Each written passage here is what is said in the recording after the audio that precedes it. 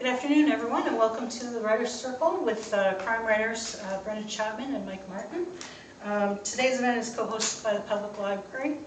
My name is Pamela Welling. I'm representing the North Grenville Writers' Circle. If anybody's interested in joining us, I'll talk to you after our event. We support mid-career authors by sending their advertisements to our marketplace page, and in return, a lot have been guest speakers to help teach us on the craft and business of writing in our Monday night workshops.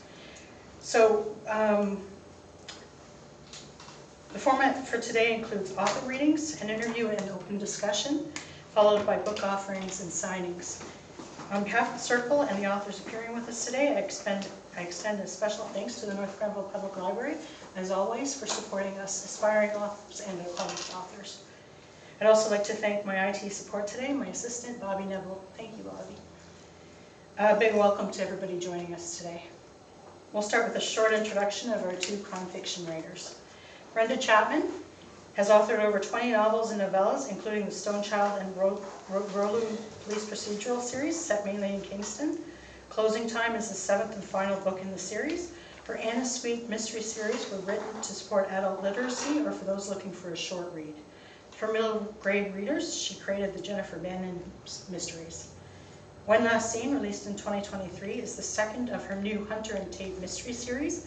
The books involve Ella and Tate, a true crime podcaster, and Liam Hunter, a detective with the Homicide and Major Crimes Unit. Brenda lives in Ottawa, the setting for her Hunter and Tate mystery series. Mike Martin is the author of the Sergeant Windflower mystery series set in Newfoundland. There are currently 13 books in the series, including his most recent release, All That Glitters. Sergeant Winston Windflower is an RCMP officer and a Cree from Northern Alberta. Mike has written 2 holiday novels, Christmas in Newfoundland, Memories and Mysteries, Book 1 and 2. The Windflower mystery series is set primarily in Newfoundland and Labrador, the home province of its author. Mike's primary residence is Ottawa, and he has a second home in North Grenville. So we'll start with a short 2-minute readings from each author. Let's start with Brenda, if you don't mind. Can you share a little bit about the reading, the book you're reading from, and then you're reading? Okay. Thanks, Pam. Thanks so much. One Last Scene, as you said, is the second in the Hunter and Tate mystery series. It's set in Ottawa. And when I start a book, I have reoccurring characters, but I also introduce a new cast of suspects and a new crime. So in One Last Scene, I wasn't quite sure where the story was going to go until I finished the first paragraph. So I'll read the first paragraph, and the last sentence in the paragraph kind of set the tone here. Ginger pulled back the curtain to spy on Charlie in the garden. He squatted on his haunches, petting the tabby from next door, where it lay stretched out on the sun-drenched flagstones. The sight of her son's tiny back and bony shoulder blades always made her smile, while turning her wistful at the same time. He wouldn't be her baby boy much longer. Soon he'd go to nursery school where he'd make friends, and she'd recede into the background of his world. David had already paid for the first term starting in September, against her pleas to keep him home 1 more year. But for now, Charlie was all hers. The brilliant sunshine made his hair more golden than brown, more her color than David's in the halo of light. She let the curtain fall back into place and turned to the stove as the kettle whistled. He'd be fine by himself a minute longer. And of course he's not fine by himself a minute longer. When she goes out with the drinks, it's a hot July day, he's missing, and she can't find him. And I'm just going to skip ahead to one little more bit, and this is kind of setting the ominous tone. A crow launched itself from the top bough of a pine next to her and cawed on its flight path above her head into the cottonwood trees on the other side of the fence. Crows had left her apprehensive ever since she read Macbeth in high school. She couldn't remember the words, but knew that a crow or a raven sitting atop one's house was a very bad omen, a foretelling of death. She gazed at the blueness of the sky for a moment, wishing for clouds to filter the unrelenting sunlight that left her drained and lethargic.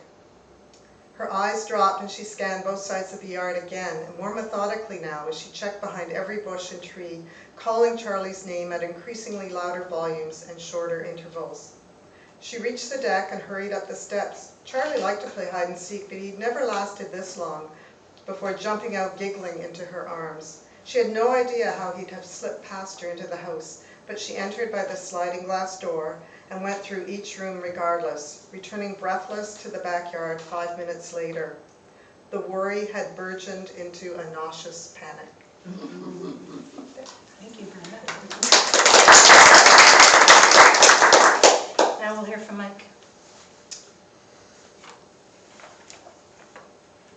I'm always, every time I hear Brenda read, I think, what a great writer. And so it's always a challenge to follow somebody great. So this, I'm going to read a little bit from All That Glitters, the latest book in the Sergeant Windflower mystery series.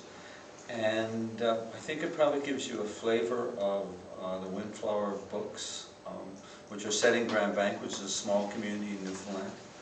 Kind of like Kempville in some ways, right? It's got that a completely different setting, but it's got that small town feel, and I guess it's designed to be comforting, to be a pleasant read, with a little touch of suspense. So hopefully I get it in this reading. Winston Windflower looked out his window at the dogberry tree next door. It was so full of berries that the branches almost touched the ground.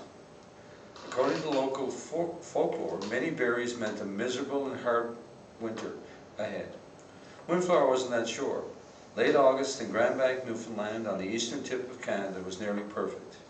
All the summer heat and humidity had burned itself out, and the forecast called for sunny, mild days all week. That was good, for two reasons. First, he hoped to go blueberry picking a few more times this season, when the B&B finally started slowing down after a very busy summer. But even more importantly, next week he would start a new job as Community Safety Officer for the combined communities of Grand Bank, Fortune, Garnish, and Frenchman's Cove. He sipped his coffee and wondered how that happened. Not that long ago he'd been an RCMP officer, something he once thought he'd be forever. But a series of events propelled him towards his current situation, not the least being that the powers that be had decided to close the RCMP station in Grand Bank. But he'd been thinking about this eventuality and leaving the Mounties for some time now. I'm just going to go skip ahead. That's sort of the way they sort of starts. And the next piece in the same chapter is introduces Windflower and his family. And so he was just leaving his house when his wife, Sheila Hillier, pulled into the driveway. His two daughters, Stella, almost 6, and Amelia Louise, 3½, ran up to meet him first. He struggled to get away from them, but ended up on the grass on his front lawn when Lady, the family collie, lovingly attacked him from behind. He pulled himself away from the dog and children and went to help Sheila bring in the groceries. He was walking back to the house with both girls chattering in his ears and noticed the final members of his family, Molly the cat, observing the going-ons from her perch in the window. She was clearly not amused and slunk from sight before Windflower had opened the front door and the girls ran in. "It was a moose, Daddy," said Stella. "A big moose," added Amelia Louise. "Just past Garnish," said Sheila, who came in from behind him, was already putting away groceries in the kitchen. Windflower listened patiently while his daughter told him several versions of the same story, and only got away when Sheila offered the girls a cookie. "I've got to get supper ready at the B&B," he said, as he snatched his own cookie from the package. When he looked down, he saw a lady waiting hopefully for her own treat. He grabbed a milk bone and handed it to a grateful collie. But now she has a companion. Molly was sitting beside her, looking expectantly at Windflower. "How does she do that?" asked Windflower. "What?" replied Sheila. "How does the cat know when there's treats? She's invisible until she hears Lady getting one." "Female intuition?" offered Sheila. "Yeah, right," said Windflower as he handed over the cat treat. "I'll be back in an hour or so." After hugs and kisses and pats on the head all around, Windflower managed to get out of the house and walk to the B&B. He had just opened the door of the beautifully restored inn when Levi Parsons, the manager, came running towards him. "We think he's dead," said Levi. "Who's dead?" asked Windflower. "The man in room 12, said Levi.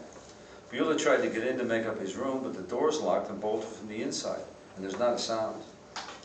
Beulah, the cleaner and part-time server, came around the corner from the kitchen when she heard Windflower arrive. "I don't know for sure, but there's something funny going on," she said. "We haven't seen him all week, and now there's no answer when I knocks on the door." "Maybe he's sleeping," said Windflower. "His breakfast tray is still outside the door." I knows we don't see much of him, but he always takes his meals in and leaves the empty one outside. Then he goes out in the morning, and that's when I cleans up, said Beulah. Sneaks out, said Levi. I only seen him once, when he checked in. I haven't seen him since. Let's not jump to conclusions, said Windflower. What's his name? Robert Smart, said Levi, from Burlington, Ontario. That's his Cadillac parked on the side. He wanted a safe and secure place for his car. Windflower climbed the stairs to the second floor and walked down the corridor to room 12. He knocked on the door and called out the man's name. No answer. He took the keys from Levi and tried the lock. But they were right. The deadbolt was locked from the inside. One more little piece. He looked at Levi and then at Beulah. Do you have a couple of hairpins I can borrow? He asked Beulah. The woman looked at him funny, but reached into her hair and pulled out one bobby pin and then another. She handed them to him. Don't look, he said to Levi, as he inserted the closed side of one bobby pin into the bottom portion of the lock. Then he broke the other pin in half and pushed it into the top of the lock and jiggled it back and forth. After a while, he could feel the deadbolt moving and finally unlocking. He swung the door open.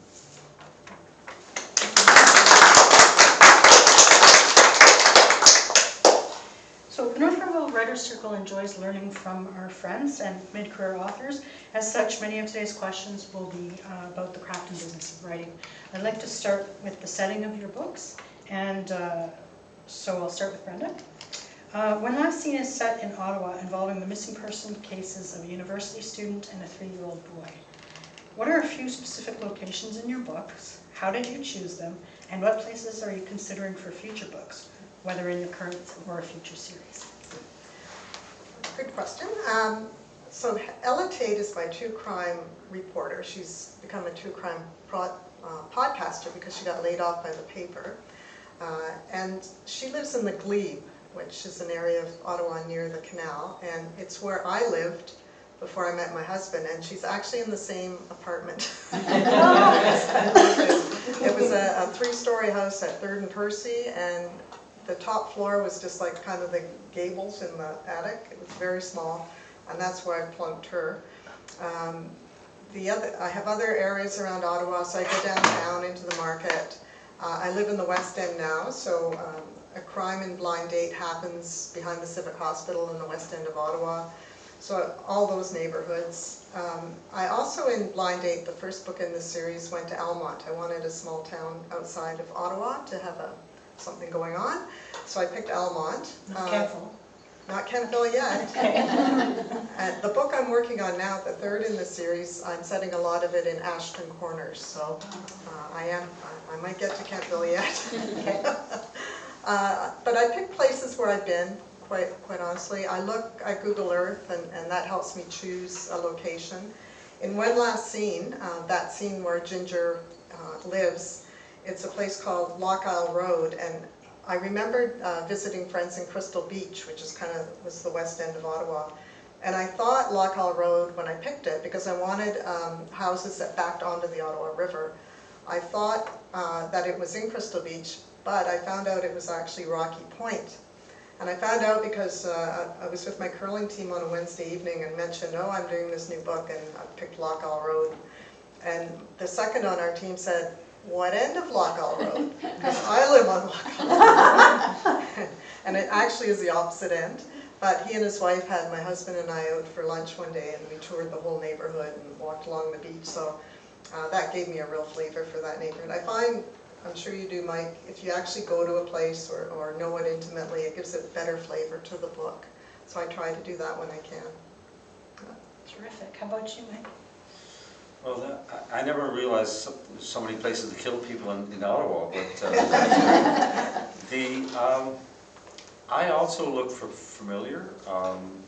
The town of Grand Bank is small, and one of the nice things about setting a fictional story in a real place is that you can picture it all the time.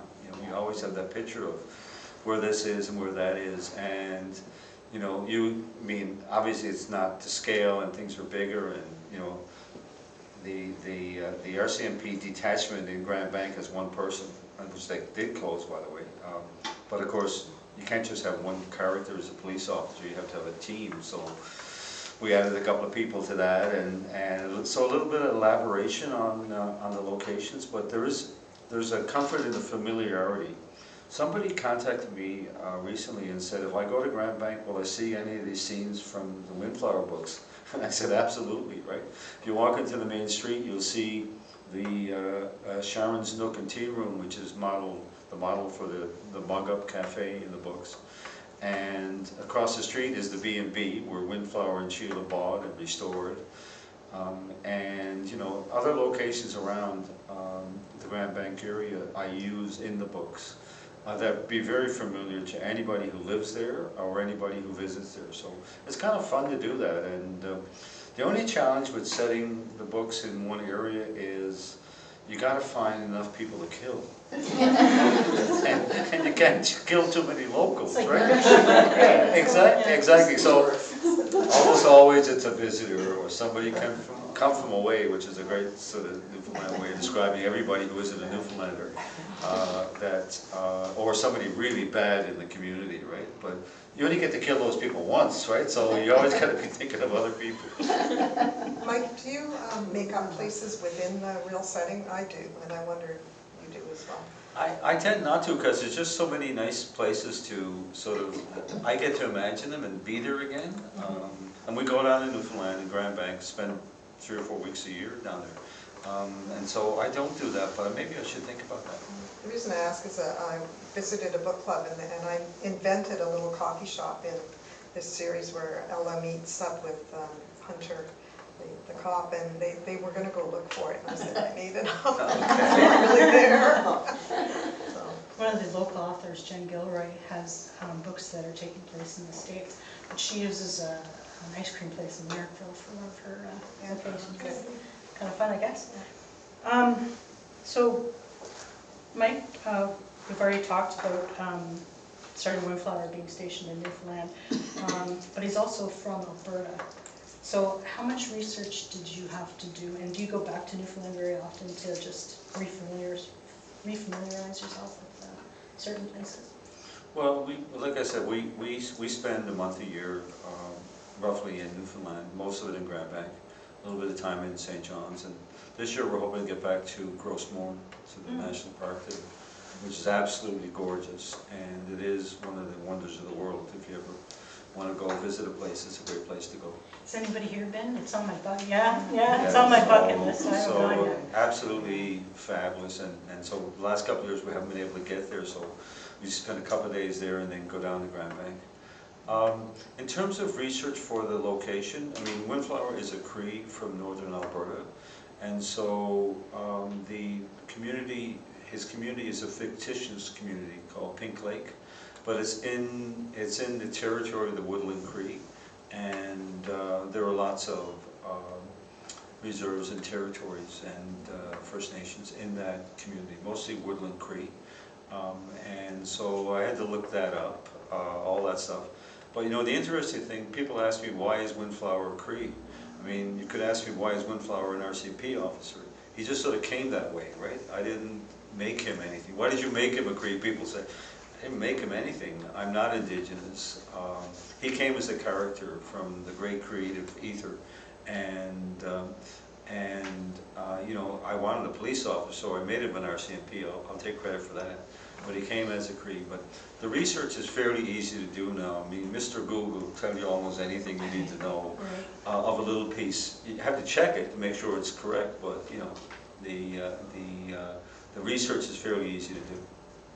So, I don't know if you can do this for us, but I've been to Newfoundland. I haven't been to Labrador. I've been to the closed base in Argentia. Yep. So I've been to Marconi Hill or whatever, you know, the Signal Hill or yeah. whatever.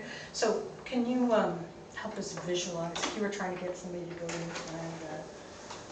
Newfoundland, like Grand Banks, is that like rolling fog, or any visualization of? Well, I mean, Newfoundland is a series of communities and regions, I would say, and Grand Bank is on the southeast coast of Newfoundland. It's actually not easy to get to. You'd have to fly into St. John's, which is the capital city. which you should do because that's a great place to go wander around, and there's a great party central called George Street, which has 50 or 60 bars that you've been here, and a great place to sort of set up a headquarters and do some exploring from there. But Grand Bank is an old fishing community, been around maybe 200 years. It has about 2,000 people. I think at its height it probably had 3,000. And now it's mostly a retirement community, small single homes, no tall buildings. It has a wharf, it has some fishing boats tied up. And the time to go to Newfoundland is not now, but wait for another month and go then, and go between late June to the end of August is probably the perfect time to go. Otherwise, you're likely to get not very good weather, which is usually rain, drizzle, and fog. And fog, people complained about the smoke in Ottawa last week, and we had a little bit yesterday. It was really bad. You could hardly see across the street. When the fog comes in Newfoundland, you can't see anything. You can't see the person standing at the back of the room. But it has a magic to it. It's not super cold. It just envelops the whole community so that you feel like you're living in this fog bank, and the ghosts are coming out of it all over the place, which makes it a great place to set a mystery. I would think, yeah. And people are interesting. I remember when I was there trying to get through the grocery line and everybody had to talk for 10 minutes. So it's nice. That regard. So I'd like to move on to characters. Brenda, can you tell us a little bit about your characters in your most recent series? What inspired you to base them on a homicide, a major crimes unit, and a podcaster? Well, Ella Tate is in her late 20s, and I made her a true crime podcaster because when you're writing a crime fiction series, you need a hook of some sort. So I was trying for something a little different. I had just written the Stoneshell Murillo police procedural series with 2 cops, and I thought I'd like a cop again. I like the police procedural subgenre, but I also wanted someone else who wasn't a cop. And to me, a reporter has a reason to be investigating. I think you need a reason. You can't, I know that in the cozies it could be anyone, but in a police procedural you really need people that are trained in some sort. So I put the 2 of them together. She's in her late 20s. She's in Blind Date, the first book. It's mainly about her and some awful stuff going on in her life. So you find out that she had kind of not the best growing up years. So she's a little antisocial. But to counter that, I gave her a room, not a roommate, but an apartment below her is a fellow named Tony, and he's just kind of taken over in the books. He's become this character that people write to me and say, I wish he could move in next door to me. Like he feeds Ella, he kind of mothers her, he's just this great guy. And so I don't know where he came from, and I don't really base them on real people. Although I have a friend, Joey, who would say that Tony is based on him. He's actually said it, and it's kind of right. So when he read it, he saw himself, which is unusual, I'd say. People don't normally see themselves. Ella is not really based on anyone, although she doesn't like to own anything. She's really not into possessions, and that came out of my own daughter, who has moved house about 4 times and just sells everything she owns and is not attached to anything. So that kind of came from there. And my daughter did see that, and she said, she's kind of like me. So maybe I am writing about it. I know. Liam Hunter, the detective, is just kind of this hunky guy. Every book needs a hunk in it, I think. So I don't know where he came from. The only character really who is, in all the books I've written, who is really that person, is in Blind Date. There's the landlord, Ella Tate's landlord, is named Alex, and he's based on my own landlord. When I lived in that house, he was Polish, and he died quite a few years ago, so I used his name and put him in there just as a little tribute to Alex. Nice. So did you build the characters to match your plot, or you kind of knew who your characters and then you built your plot? Yeah, Chicken and egg? yeah, I don't know. They kind of came together in a way. Yeah. very interesting. So for you, Mike, I think you've already explained it, how your RCMP officer, you made that as a conscious decision, less so his being a Cree First Nation. But can you tell us a little bit more about Winston Windflower? Well, it feels like my friend now that's been with me for a long time, 13 books. I was thinking as Brenda was sharing that most of the characters they're small pieces of people that you've met or people you know or people that you've heard about that are in each of the characters. But each one comes on their own. They just come, and in some ways they're fully formed, and they come and they start talking to you, right? And the crazy thing is when you're writing a book, when I'm writing a book, they're chattering at me all the time. It's like, you know, you have to be, it's a very intense period. It makes you a little antisocial because the characters are all talking. And so Windflower came to me as a fully formed character. I describe it as coming out of the fog in Grand Bank one night. I never, I wanted to write a book and I didn't know where to start. I didn't know how to do it. I discovered the mystery genre because my partner was engaged in it, and she started introducing me to books, and I thought, oh, maybe I could write in that box. But where to start and the characters and how does that happen, I had no idea. But it seemed to me that Winston Windflower came out of the fog in Grand Bank, fully formed, and started telling me his story, and I started writing it down.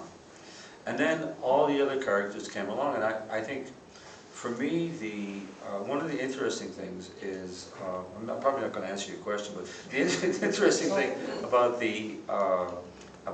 having the same characters, recurring characters, is that you get to see their development, right?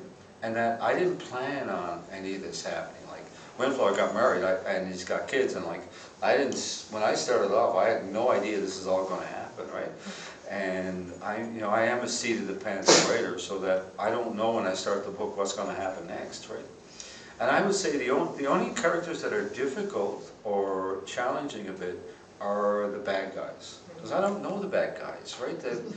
I can't model them after anybody, and so, but once they start speaking, once they start to come, then they form themselves, right? And they form themselves to, I think, to fit the story. But like I said, I don't know where the story is going, so it's kind of all mixed up until it starts to make sense. And then people say, that was a great character, and then you got to kill him. So sad, right? Speaking of that, can you talk, besides the wife, can you talk about some of the secondary characters? Well, Eddie Tizer's been with him forever. Started off as his corporal, and he's kind of the younger brother that Windflower never had. And so, you know, in one of the books, Tizer gets shot, and you know, there's a bad guy, and he gets shot, and you know, it was sad. Well, I'm writing it, I'm crying because Windflower is feeling the potential loss of his brother, like his brother person, and it was very emotional to write. And I was surprised because it's a story, right? It's fiction, right? It's not real, right?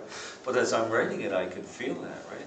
So Eddie Tizard has grown as a police officer, and now is actually moved up in the police as Windflower has taken a sort of back seat because of a couple of things. Mostly because he's been an RCP officer for a long time, and now they probably want him to move up or move out, right? They want to transfer him somewhere else, and that's just the way it goes. And he doesn't want to do either, and so Eddie is the younger brother character, sidekick, and every good mystery series has to have a sidekick. However you find it, you have to have somebody. And I often thought that Tizer would be a great character to write another series from, and I may still do that if I have the energy to do that, right? But you know, the other piece that's been interesting is children, right? And Windflower as a father, which I never thought about at all, and that's a really learning experience for me, and I think for Windflower as the children grow and develop, and there's a saying in the Indigenous community that you learn as much from your children as you do from your elders. You just have to listen. Interesting. Right on. So I'd like to move to plot. So Mike was saying that you don't outline, you write, and then build the story from that. Brenda? Yeah, I'm a pantser too. You are, yeah. I fly by the seat.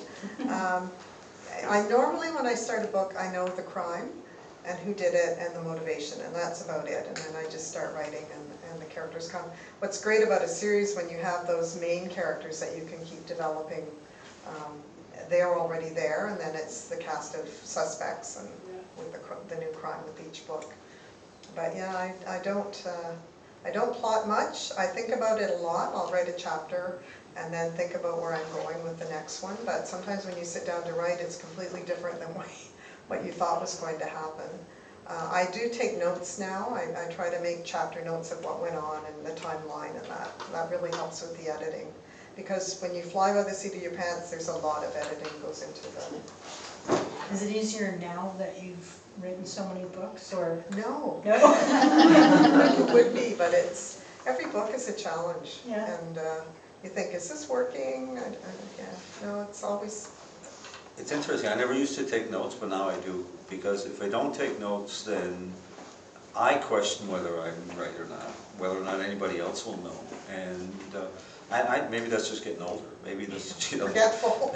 Forgetful, right? But like, you know, when I started a couple of years ago, I had somebody help me do a character Bible, you know, so that you know, you write them all down, and I do a mini Bible every time now, so I introduce a new character and I write down who they are, where they came from, and also to get the names right, because, you know, is it Ralph or Randy, right? And, you know, and you've got now 13 books and you've got another story. But just back to where Brenda started from, I start with the crime. And there's a great crime right now that I want to write about, but I don't have the capacity, but I don't have the information. Don't share it, because I might use it. It's okay, it's weird. Somebody will do it before me, and I have a hook on it anyway, which is at Toronto Airport, there was a robbery of gold, a plane load of gold. Came from Switzerland, went to a holding facility at Toronto Airport, and got stolen, right? And, you know, $20 million worth, and no leads, no clues, no nothing, right? And so, one of the rumors is that the gold's already been melted down and it's being shipped overseas. And so I thought, well, maybe it will go through Newfoundland on the way. So anyway, but you could have the story, Brenda, if somebody will write it. Somebody will write it as a true crime story, I suspect, right? But anyway, so I know where the story starts, but that's it. I don't know anything else, and usually it'll come from the headline. Like there was a couple of years ago, there was biker gangs are moving into Newfoundland, right? Not many of them, but like it's a big deal, right? Because there weren't any, were very, very small. And so, and there was a crime associated with them after they left, and that's the place I started the book. But I have no idea if they did it or who did it or anything else when I start. I just know that I know the place and I know the crime that I can start with. After that, it's like, I don't know where it's going to go, which makes it really exciting because I don't know where the story ends until I get there, right? For you, Brenda, is it harder to write the second book in the series or the first? Because you know your characters, but then you have to remember, like... I think probably the first. The first. Yeah, getting things lined up and introducing the characters and making it seem seamless. Yeah, I would say the first. Okay. Well, it took me 45 years to write the first, so, so I did better on the second. So I'd like to move on to talking about the life cycle of the book. So you have an idea, you write it, do you get an editor, do you publish it, do you book launch? Are you doing your marketing for the book that's launched? Have you started another book? Like, how many do you do in a period of time, or is it just, I just do it and it's done, and then when I feel like writing, I start another one? Is there a certain life cycle, Mike, for you? I have a 1-year cycle now, finally established after many years of trying to do everything. And so I basically am trying to write and publish a book a year in the series, or a mystery, or a fiction book. Because I've done Christmas books and done some other stuff. I've done some kids books, it's all kinds of stuff. But the mystery stuff, basically 1 a year. To do any more becomes too hectic. I could write it, but then all the other processes that happen just take too much, right? Too much energy. And so I usually write 1,000, 1,500 words a day for 3 months. And after that, I have something that resembles a book. I won't say it's a book, but something that resembles a book. And so 3 months, and now it's stretched into 4 months. It used to be 3 months. Now it's more around 4 months because, you know, I'm slower, right? And then it goes to beta readers to let them, and I have 8 or 9 people who've been with me almost the whole series. And so they know the stories better than I do, and they'll tell me whether this is on or off. And they all, some are punctuation experts.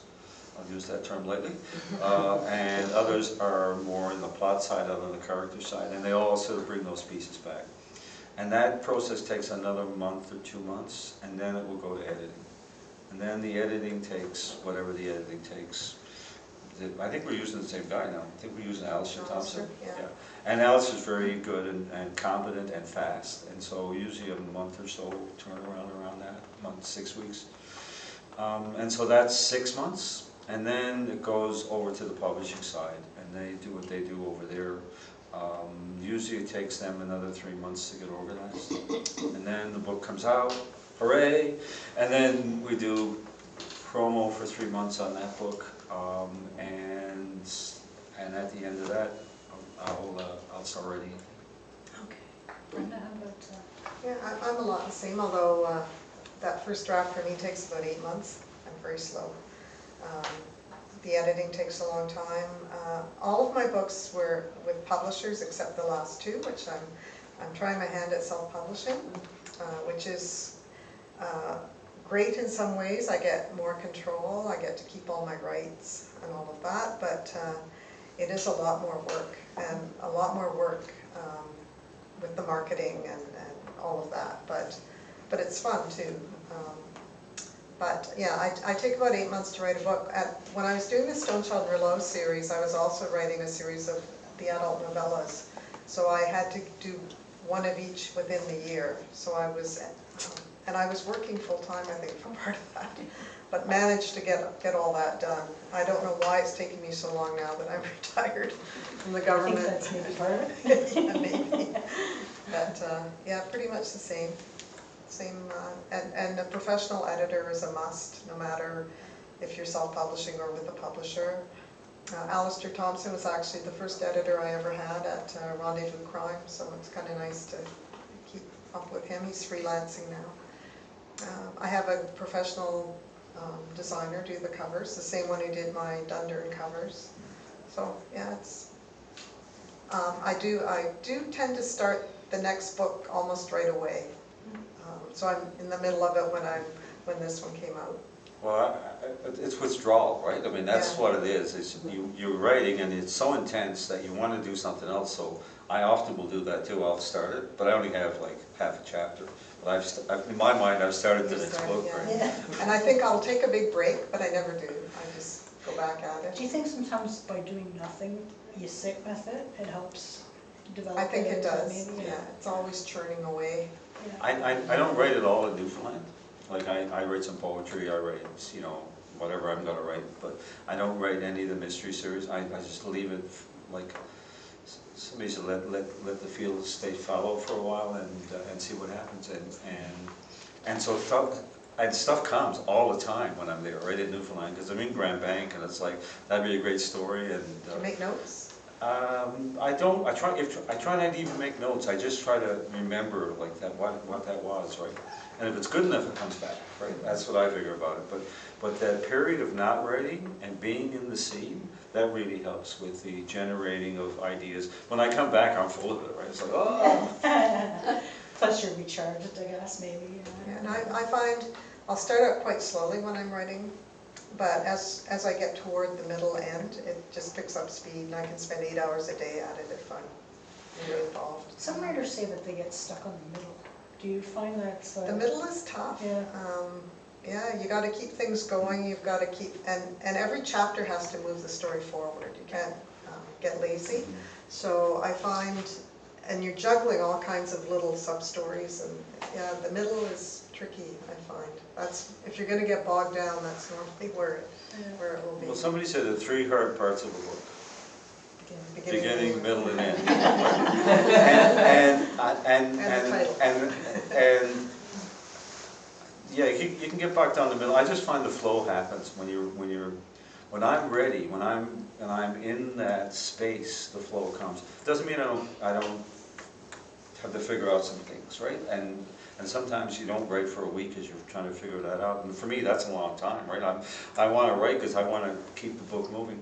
But the other piece is the ending. You know, when I wrote the first book, I had a real struggle trying to end it. And it was my partner who saved me. She said, why don't you make it a series? And I hadn't thought about that. My goal was I was going to write a book. And I was done. Like, here's my book, and I'm going off to do something else. But once you know it's a series, then it takes the weight off, right? And you can say, okay, I'm going to write. I can write about that in the next book. Right, and that's true, because the first book, Stone Shell book I wrote, I knew how it was going to end, and I know who did it, but then it's how do my characters figure that out, because I hadn't really thought about that, and not make it look like a coincidence or a, yeah. So do you find, like, do you go back in time and sprinkle things in, kind of thing? Yeah, I do when I'm editing. Yeah. I make sure everything's lining up. Yeah. Yeah, I try not to touch it. I try to let it be as true as it could be to what it came. But that doesn't mean other people don't want to all change it. Everybody's got an opinion about it. It's like, change this and change that. And the other thing is, I ultimately trust the editor. I trust Alistair. Make whatever changes you want. Don't send me the track changes. I don't want to see it. Like, I trust you. And I have somebody a couple of people who have a look at the final version to make sure we didn't screw anything up or things line up. But I trust Alistair to do that, and maybe I'm a trusting soul, but that's me. As long as the character's name wasn't this and that, then it's trust your editor, I guess, the goal, eh? The other thing is, I don't read the books after. No, I don't either. I never read the book after. I don't want to see, and one of the reasons is I don't want to see the mistake. And I know there's a mistake in it, right? And somebody will point that out to me. I don't need to read it to find out. Right? And when you see it, your heart just falls, right? Because, like, I invest in a professional proofreader at the front end and at the end, at the final version, right? And that's all I can do, right? But I can guarantee you, I don't care who the author is, Louise Penny, anybody else, there's a mistake in the book, right? And once you accept that, it's like, okay. Yeah. So at this point, I wouldn't mind seeing if we have any questions in the audience. I'll let you think about it for a second, and I'll ask a final question.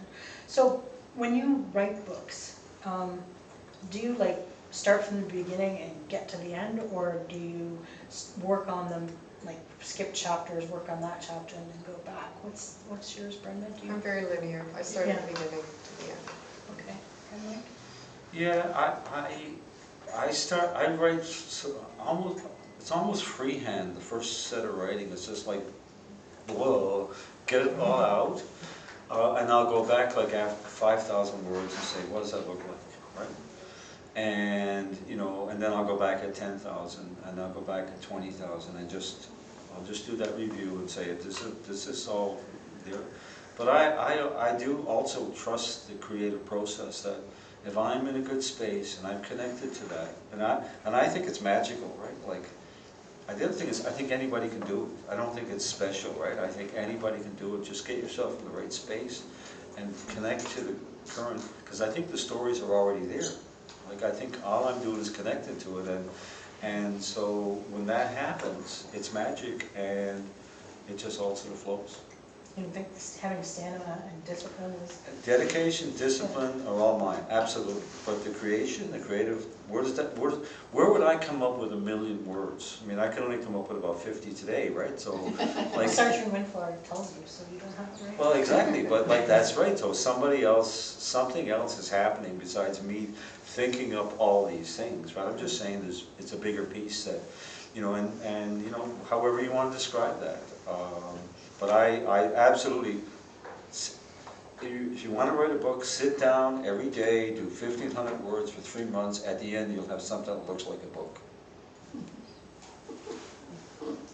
So, does anybody have any Sure, questions? just a small question. I was wondering about the mechanics of how you write. Do you use tools, like do you use Scrivener, or do you write in Word, or do you use some other program? Do you use spreadsheets to sort things out? How do you keep track? You said you take notes of the timelines and all of that. How do you do that? Do you do that by hand or on a spreadsheet, or just what tools do you use? How do you or do you write longhand? Some writers still write longhand. Yeah, Barbara Eichen writes her first draft longhand. Wow. No, I use Word. I don't use Scrivener or any of those. I've thought about it, I've looked at them, and I just keep going back to Word, I guess I'm a Luddite, is that the word? Yeah, I'm technologically challenged as well, and I started, the first book, I started writing longhand. Then I realized I got to type all this again after. and then you think, oh, it's so much better to write in longhand. No, it's not, right? No, it's not. But when you got 25 hours of typing to do, and nobody's going to type that for you. Plus, nobody could read it anyway, right? And but I have a little folder and I write things in it, and that's as far as I go with keeping track of things. And I know I should be more organized. I know I should be using all these tools, but I know enough to get me through what I need to get through, and maybe I'm stubborn. I don't want to learn anything else. So you mentioned about having to copy. In the old days, before there were typewriters, writers used to write longhand, and then they'd hire somebody to do what they called a fair copy, and that was one that was legible. Yep. Yeah. I can't imagine under to a computer. No. Anyone else? Sure. Yeah.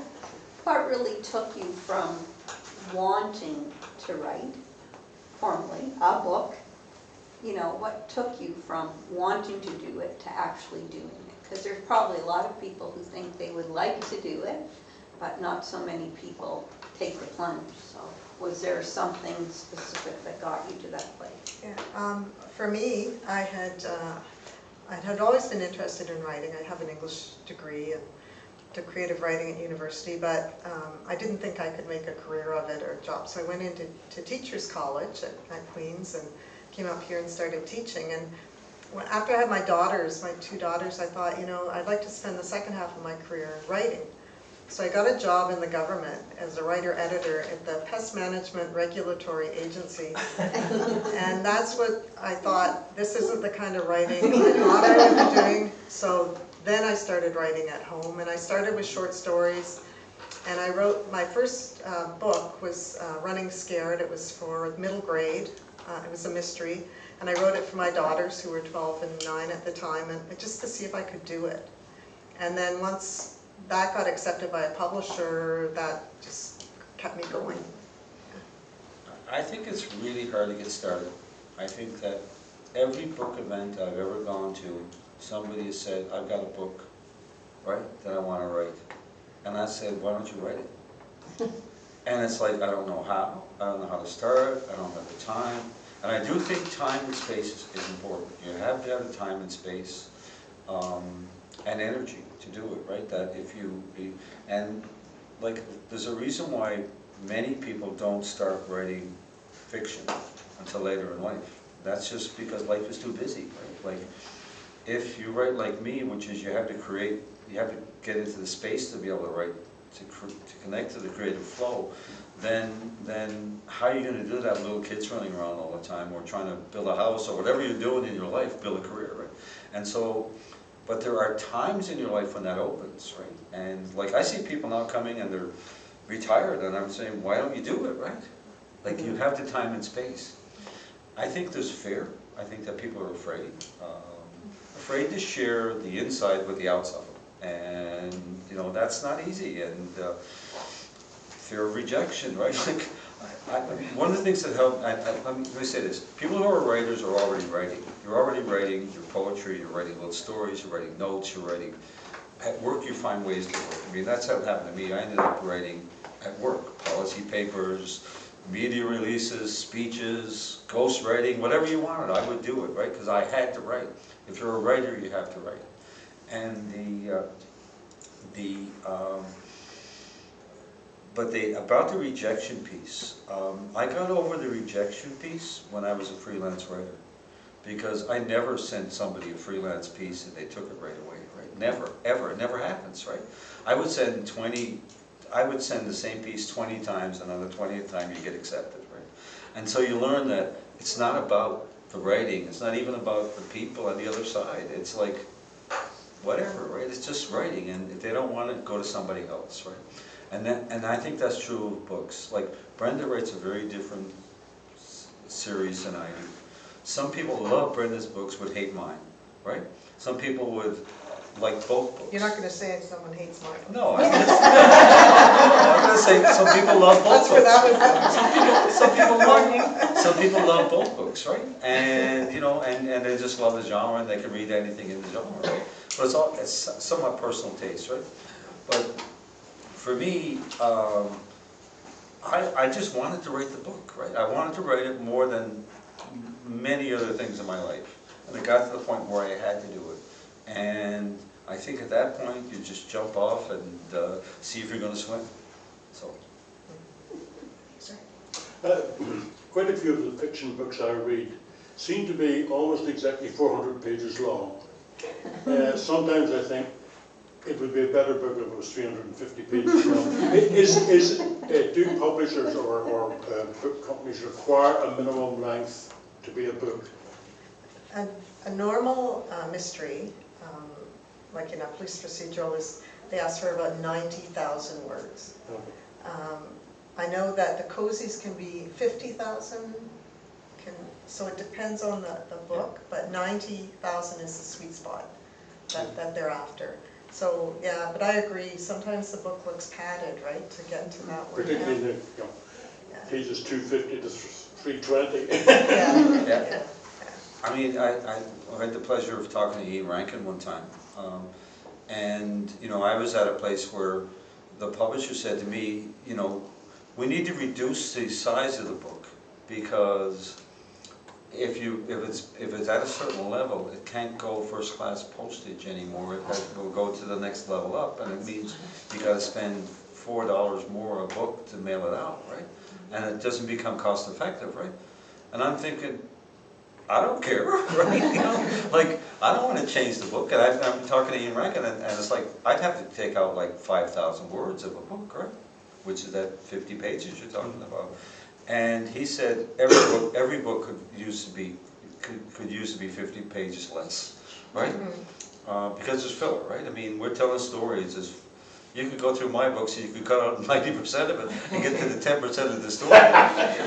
and fair enough, right? But like Brenda said, there's a sweet spot, right, where books are expected to be 70 to 100,000 words, right? And that's the expectation that people have now. And books that are above that, you better be really, really good.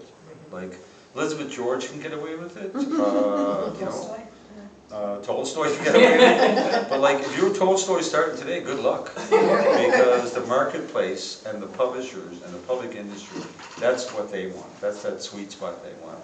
So sometimes there's a bit more, and sometimes, believe it or not, there's a bit less. So I have one last question, but Kayla? Yeah, I have two questions. Yeah, you can take mine. Okay, so the first question, Mike, when you were saying that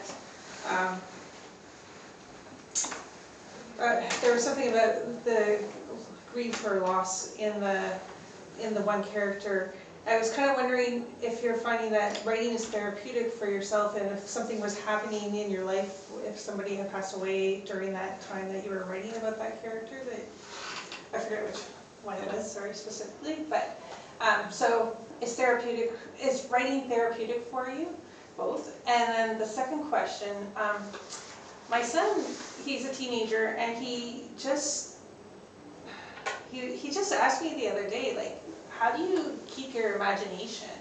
And like, I'm thinking, you know, I've gone through motherhood and a heck of a lot of stress and whatever, and I haven't really felt all that creative and work, right? You go through the humdrums of life for, you know, 2-3 decades, and then now you're writing. So where do you get this imagination coming from suddenly?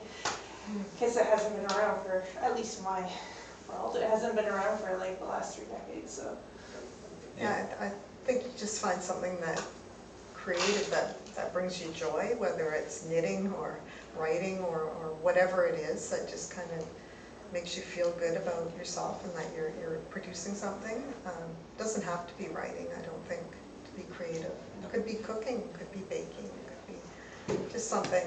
I was always an imaginative kind of kid. I always had my dolls and stuff that I played with. And, my sister said, you always walk around with your head in the clouds. And even to this day, like I'll be thinking about something else and my husband's talking. And I'm not listening to him because I'm thinking of something.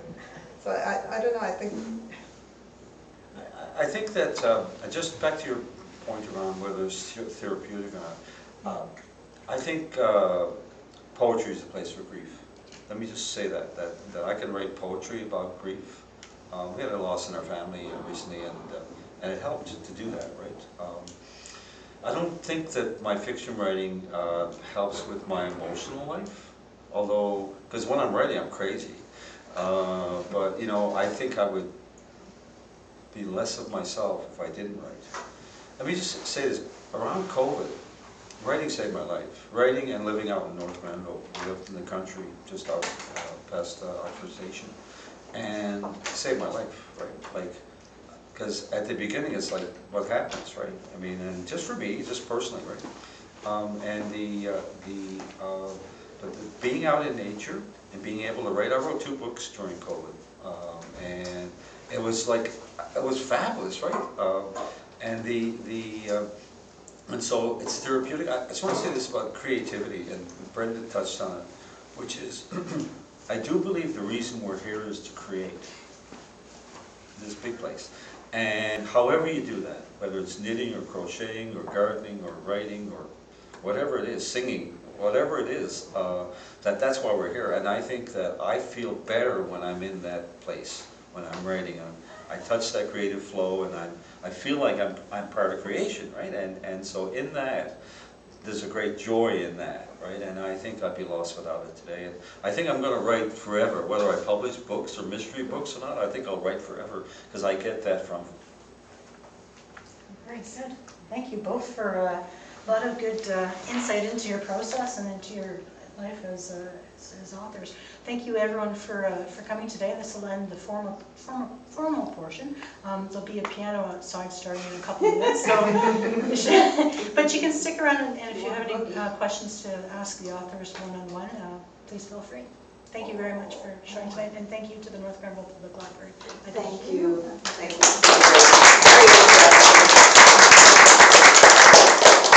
So if you want to check out the latest books of the 2 authors as well, there's some at the back, and you can ask them questions. Thank you. Thank you. Thank you, Pam. Great job. That's great. Thanks, Bobby. Thank you, Bobby. Good done. Thanks, Bobby. Thank you, Bobby.